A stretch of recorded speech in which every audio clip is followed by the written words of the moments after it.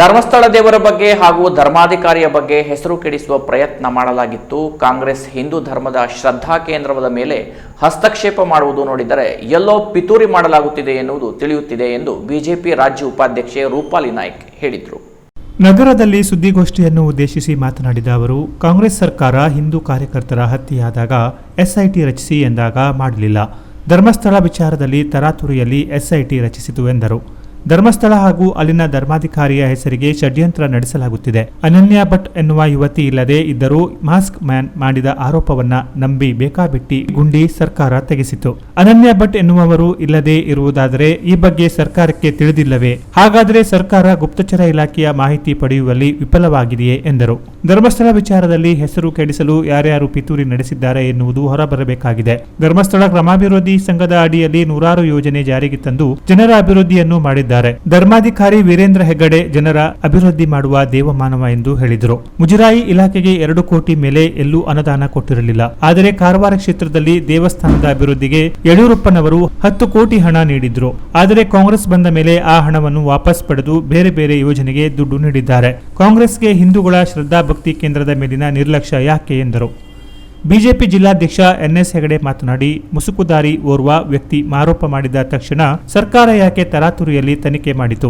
ಬೇರೆ ಧರ್ಮದ ವಿಚಾರದಲ್ಲಿ ಇಂತಹ ಆರೋಪ ಬಂದಿದ್ದರೆ ಎಸ್ಐಟಿ ತನಿಖೆಗೆ ನೀಡಲಾಗುತ್ತಿತ್ತೆ. ಇದರ ಹಿಂದಿನ ಸಂಚಿನ ಬಗ್ಗೆ ತಿಳಿಯಬೇಕಾಗಿದೆ. ಸಿಬಿಐಗೆ ಇದರ ತನಿಖೆ ವಹಿಸಬೇಕು ಎನ್ನುವ ಆಗ್ರಹ ಬಿಜೆಪಿಯದ್ದಾಗಿದ್ದು, ಸೆಪ್ಟೆಂಬರ್ 1ರಂದು ಧರ್ಮಸ್ಥಳ ಚಲೋ ಕಾರ್ಯಕ್ರಮ ಹಮ್ಮಿಕೊಳ್ಳಲಾಗಿದೆ ಎಂದರು. ಭಾರತೀಯ ಜನತಾ ಪಾರ್ಟಿಯಿಂದ ನಾಡಿದ್ದು 1ನೇ ತಾರೀಕಿನ ದಿವಸ ಧರ್ಮಸ್ಥಳ ಚಲೋ ಈ ಒಂದು ಯಾತ್ರೆಯನ್ನು ಹಮ್ಮಿಕೊಂಡಿದ್ದಾರೆ. ಮಾನ್ಯ ರಾಜ್ಯಾಧ್ಯಕ್ಷರಾದಂಥ ವಿಜೇಂದ್ರ ಸರ್ ಅವರ ನೇತೃತ್ವದಲ್ಲಿ ಇಡೀ ರಾಜ್ಯದಲ್ಲಿ ಈ ಒಂದು ಧರ್ಮಕ್ಕಾಗಿ ಧರ್ಮದ ಯುದ್ಧ ಅಂತ ಒಂದು ನಿಟ್ಟಿನಲ್ಲಿ ನಾವೆಲ್ಲರೂ ಭಾರತೀಯ ಜನತಾ ಪಾರ್ಟಿಯ ಎಲ್ಲ ಕಾರ್ಯಕರ್ತರು, ಎಲ್ಲ ಊರ ನಾಗರಿಕರು ಸೇರಿ ನಾವು ನಾಡಿದ್ದು 1ನೇ ತಾರೀಕಿನ ದಿವಸ ಧರ್ಮಸ್ಥಳ ಚಲೋ ಈ ಕಾರ್ಯಕ್ರಮವನ್ನು ಈಗ ನಾವೆಲ್ಲರೂ ಟಿವಿ ಮಾಧ್ಯಮದ ಮುಖಾಂತರ ಇವತ್ತು ನೋಡ್ತಾ ಇದ್ದೀವಿ. ಅಲ್ಲಿ ನಡ್ತಾ ಇರುವಂಥದ್ದು ಪಾಪ ಸೌಜನ್ಯ ಅಂತ ಒಂದು ಹೆಣ್ಣು ಮಗಳ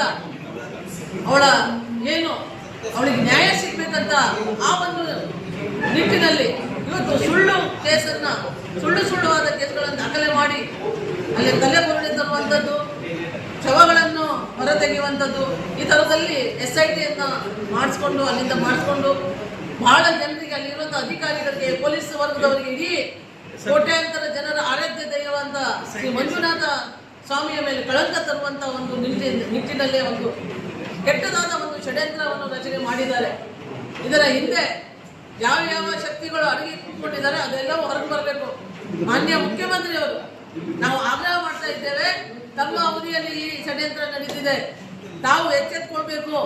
ತಾವು ಈ ಒಂದು ಹಿಂದೂ ದೇಗುಲಗಳ ಮೇಲೆ, ಹಿಂದೂ ಧರ್ಮಗಳ ಮೇಲೆ ಈ ಥರದ ಷಡ್ಯಂತ್ರ ಒಳ್ಳೆಯದಲ್ಲ. ನಾವೆಲ್ಲರೂ ಭಾರತೀಯ ಜನತಾ ಪಾರ್ಟಿಯ ಜನರು, ಎಲ್ಲ ಕಾರ್ಯಕರ್ತರು ಈಗಾಗಲೇ ನಮ್ಮ ಜನರಿಗೆ ಹೇಳಿದ್ದೇವೆ, ನಾಡ್ದು ನಡೆಯುವಂಥ ಕಾರ್ಯಕ್ರಮದಲ್ಲಿ ನಾವೆಲ್ಲರೂ ಭಾಗಿಯಾಗಬೇಕು ಅಂತ ಹೇಳಿ. ಆ ಒಂದು ವಿಷಯದಲ್ಲಿ ಸುಜಾತಾ ಭಟ್ ತನಗೆ ಮಗಳಿದ್ದಾಳೆ ಅಂತ ಹೇಳ್ಕೊಂಡು ಹೇಳಿದ್ದಾಳೆ.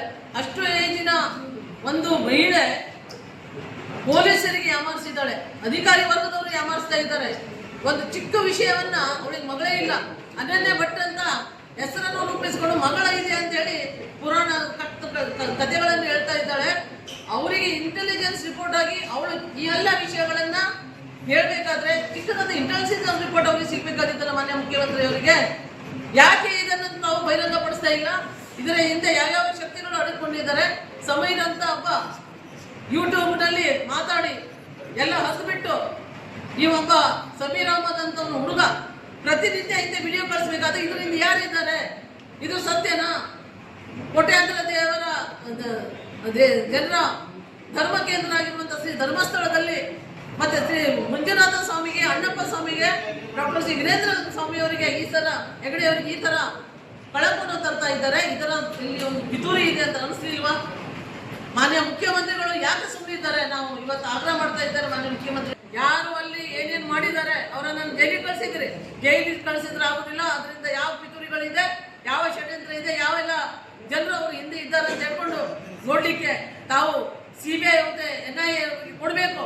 ನಾವು ನಗರಸಭೆಯ ಅಧ್ಯಕ್ಷ ರವಿರಾಜ್ ಅಂಕೋಲೇಕರ್, ಜಗದೀಶ್ ನಾಯ್ಕ್, ಮನೋಜ್ ಭಟ್, ಸುಭಾಷ್ ಗುಣ್ಗಿ ಹಾಗೂ ಇತರರು ಇದ್ದರು. Canara plus news, Karwar.